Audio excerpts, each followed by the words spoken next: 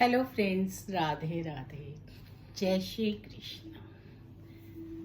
आज हम ज्ञान गंगा में अपने भागवत के चल रहे जो हमारे एपिसोड्स हैं उसके अंदर चर्चा करेंगे कि भगवान कृष्ण की गोपियों के साथ कितनी सुंदर लीलाएं हैं। भागवत में बहुत रस है और बहुत ही आनंद आता है जब हम गोपियों के प्रसंग को पढ़ते हैं, क्योंकि वो प्रसंग बहुत ही सुंदर हैं और भगवान की छोटी छोटी लीलाएं भगवान कृष्ण की देखकर बहुत आनंद आता है। भगवान कृष्ण जो हैं वो पुष्टि पुरुषोत्तम हैं और भगवान राम जो हैं वो मर्यादा पुरुषोत्तम हैं। भगवान कृष्ण जल्दी मुक्ति देते हैं। वैसे अगर देखा जाए तो भागवत में वर्णन है कि पहले वैश्य, फिर क्षत्रिय, फिर ब्राह्मण और उत्तम ब्राह्मण, इस तरह से जन्म लेने के बाद मुक्ति मिलती है। लेकिन भगवान कृष्ण जिस पर अपनी कृपा करते हैं और जो उन्हें स्मरण करते हैं और उनके अनन्य भक्त होते हैं, वो उन्हें तुरंत गोलोक धाम भेजते हैं और जीवित रहते ही मुक्ति देते हैं। भगवान कृष्ण बहुत ही ज़्यादा सरल हैं और भक्त वत्सल भगवान हैं। भक्तों के साथ उनका बहुत प्रेम होता है और वो भक्तों के साथ बहुत लीलाएं करते हैं। कहते हैं कि घर में कोई भी आए तो उसका सम्मान करना चाहिए, क्योंकि जिस घर में भगवान कृष्ण की लीलाएं होती हैं, उनको स्मरण किया जाता है, वहाँ प्रभु किसी रूप में भी हो जाते हैं, अतिथि के रूप में आ जाते हैं, किसी भी के रूप में आ जाते हैं और आप लोगों को दर्शन दे देते हैं। आप उनका सम्मान करेंगे तो भगवान खुश होंगे, और जब आपको सबका सम्मान करने की आदत होगी तभी तो आप सम्मान करते रहेंगे, वरना कैसे सम्मान कर सकते हैं। आदत नहीं होगी तो हम तो पहचान नहीं पाएंगे ना कि प्रभु कब आए हैं। तो इसलिए सबका आतिथ्य स्वीकार करना चाहिए और सबका सम्मान करना चाहिए। भगवान कृष्ण ने बड़ी अच्छी लीलाएं की हैं गोपियों के साथ। भगवान कृष्ण ने एक मंडली बनाई और उसके प्रधान खुद बन गए माखन के लिए। उनकी माता कहती हैं यशोदा कि कृष्ण घर में बहुत माखन है, लाला आप घर में माखन खाइए। तो वो कहते हैं मुझे घर का माखन नहीं भाता, मुझे तो गोपियों का ही माखन भाता है। रात में मटकी तोड़कर माखन चोरी करके खाने का जो आनंद है वो और ही है। गोपियों को तंग करना, और गोपियां भी तो तरसती हैं कि भगवान कृष्ण के दर्शन हो और वो हमारा माखन खाए, और आकर यशोदा को तरह तरह से उल्हाना देती हैं। लेकिन यशोदा माता कहती हैं कि तब मानूंगी जब रंगे हाथ पकड़ कर लाओगे। मेरा लाला किसी का माखन नहीं खाता, मेरे घर में मक्खन दूध की नदियां बहती हैं, लाला को कोई कमी थोड़ी है। पर एक लाला हैं जो किसी भी के घर जाकर मटकी फोड़ते हैं, खुद भी माखन खाते हैं, अपने सखाओं को भी माखन खिलाते हैं और वानरों को भी माखन खिलाते हैं, क्योंकि वो सोचते हैं कि जब मैं त्रेता युग में भगवान राम के अवतार में आया था तो वानरों ने मेरी बहुत सहायता की थी और मैं उन्हें कुछ भी नहीं दे पाया था।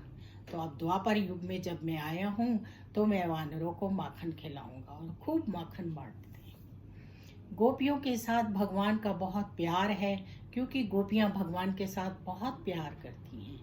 एक बार एक गोपी के ससुर होते हैं, वो बहुत ज़्यादा क्रोधी होते हैं और वो कहकर जाते हैं कि कुछ लोग आएंगे, हम वाटिका जा रहे हैं, भोजन तैयार रखना।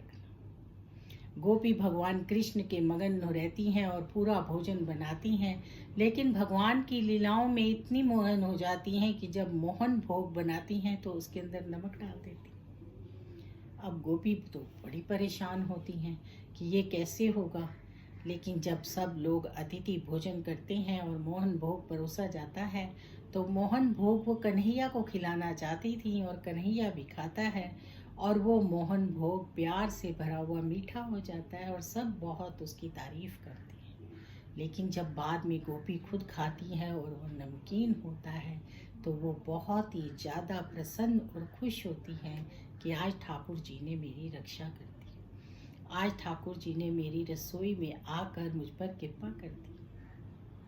इसी तरह से इतनी लीलाएं हैं कि क्या क्या वर्णन करें। भागवत जब पढ़ते हैं तो बहुत आनंद आता है। भगवान की छोटी छोटी लीलाओं को देखकर अच्छा लगता है। एक गोपी कहती है कि मैं पकड़ कर लाऊंगी, उसको अभिमान आ जाता है और वो भगवान को माखन खाते हुए मना नहीं करती और फिर हाथ पकड़ कर लेकर चल पड़ती है। और फिर उसका बेटा कहता है, क्योंकि वो उस मंडली का सदस्य था, कि माखन तो मैंने खाया है, कृष्ण ने थोड़ी खाया है। पर वो मानती नहीं है।